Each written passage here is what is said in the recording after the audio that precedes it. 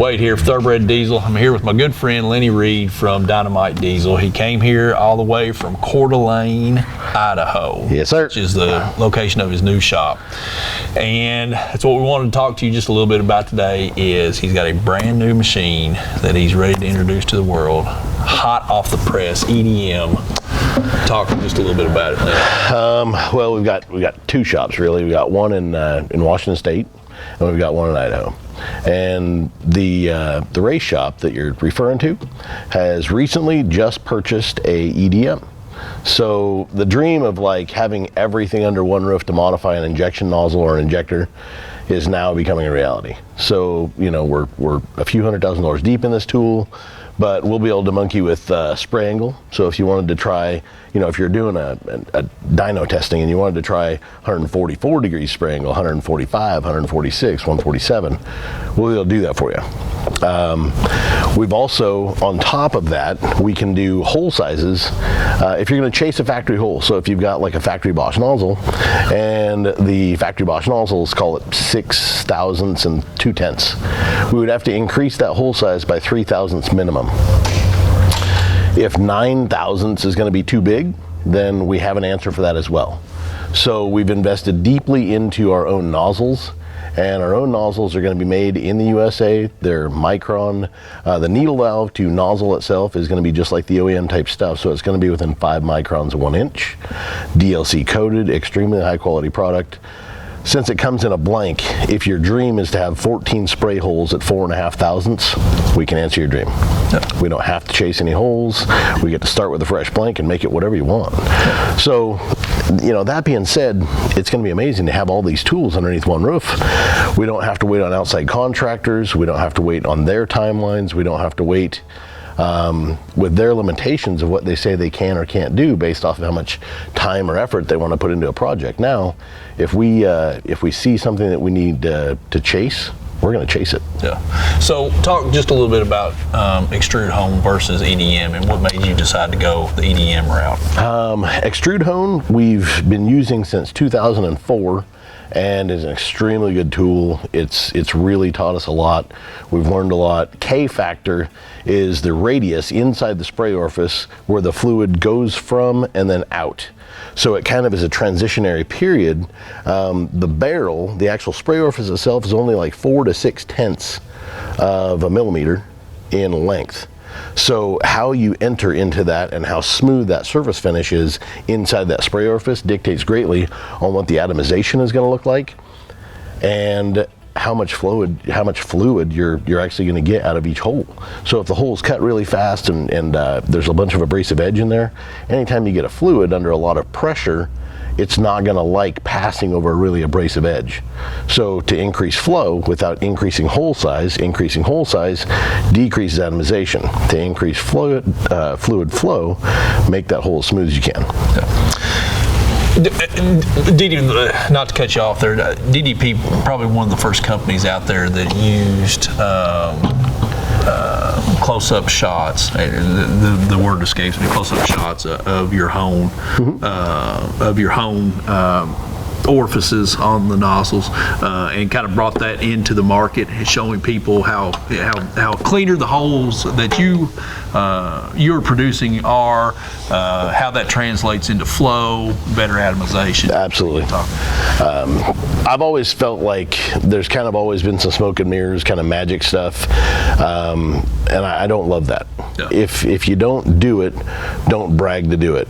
And if you are doing it, we do everything in-house, and there's an art to it. Like, just because somebody else has an Extrude Hone doesn't make them automatically doing the exact same quality of work. Right. And those pictures that you're referring to, like, those are educational tools for us, so we can know what we're doing right and what we're doing wrong. Yeah, exactly. And yeah, like we've always tried to bring forth, to the best of our abilities anyway, as much really solid, true information as possible.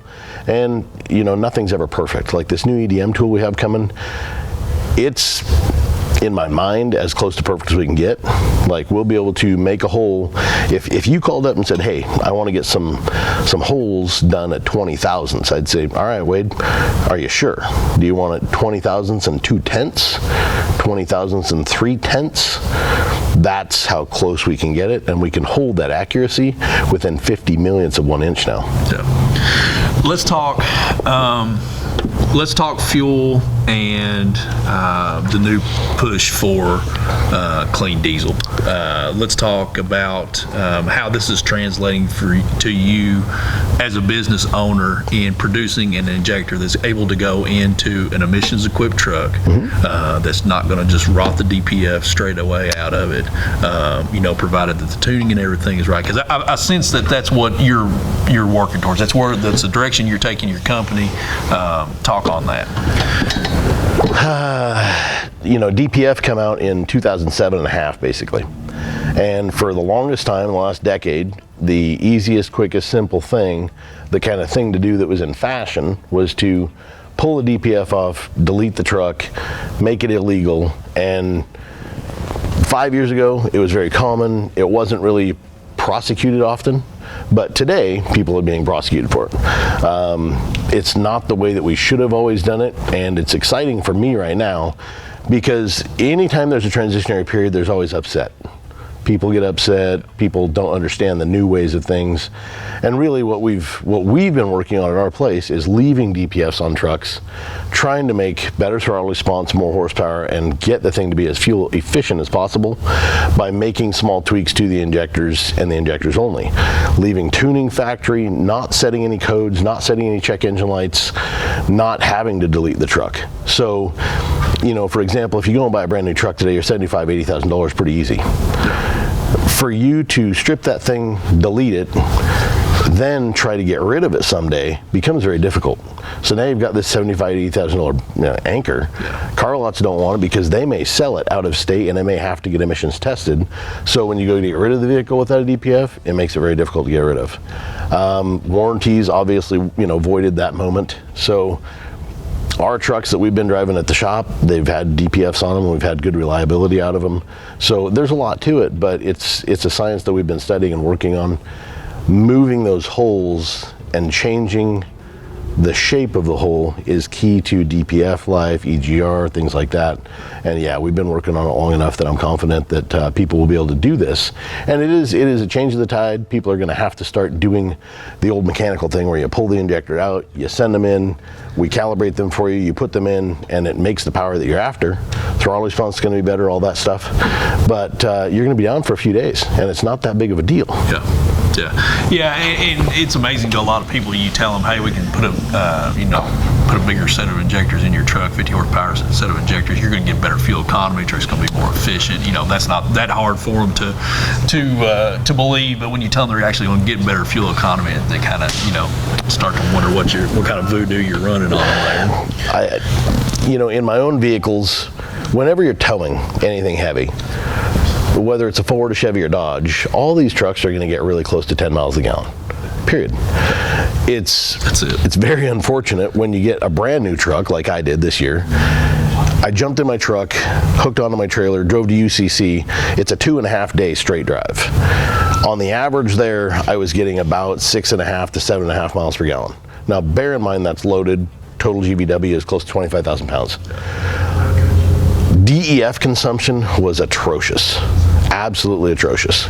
Now back to what we were speaking about with the shape of the spray orifice and how that increases or decreases the atomization, that's a big deal. So the DPF, the faster that it plugs up or soots up, the more it has to go into regeneration. The more it goes into regeneration, the more DEF we use.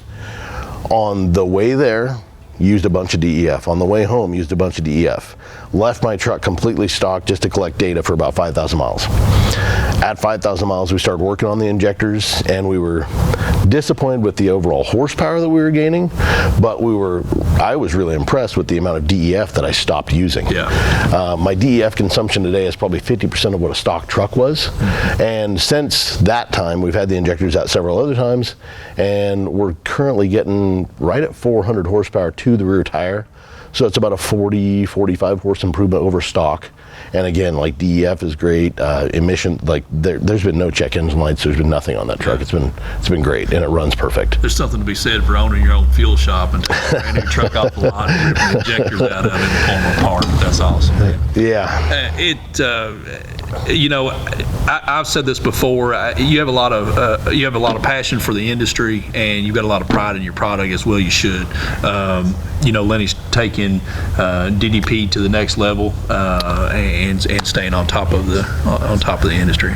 You know, one of the things that we talked about last night that is kind of funny, I live where we get a lot of snow, and I've got this little tiny Kubota, like BX 2230, I think it is, and the Kubota, as soon as I mowed the lawn with it, it was fine.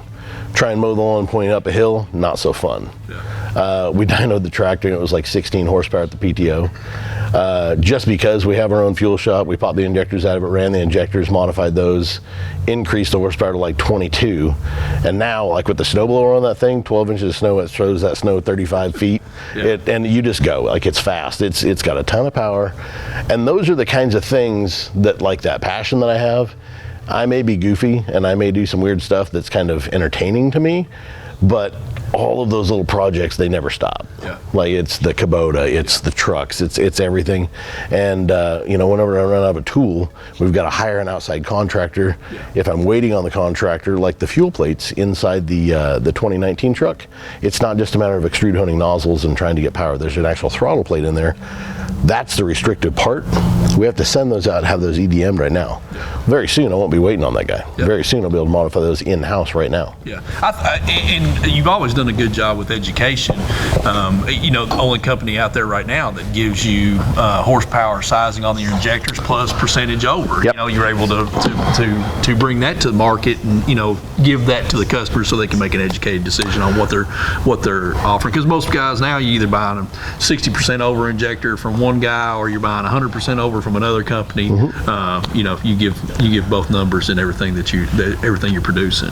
Trying to make sure that everybody could understand what we were trying to say was key to, you know, like when you're bringing a new shop that's used to speaking in percentage over, if they're used to buying 60% overs, 30% overs, 100% overs, and they know what they're going to get out of that, but we don't offer it, or we used to not offer it in percentage, it limited the amount of new shops that wanted to be interested in our product.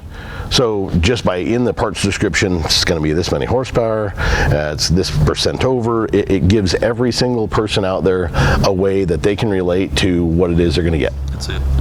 All right, look for, I think we said this a couple weeks ago on the telephone, look for some great damn big stuff coming from DDP in the very near future. Lenny Reed, owner of DDP. Guys, if you're looking for any DDP products here at Thoroughbred Diesel, got everything right there on the website for you. Be glad to help you with anything, questions that you have. If you have any questions on setup, what's the right injector for your truck, any of that, we'll be glad to help you. Lenny, thanks for coming down, man. Appreciate it. I really appreciate you guys, you know, flying us out here and hanging out and, you know, buying me a new car so I can drive home. That's it. Thanks, guys.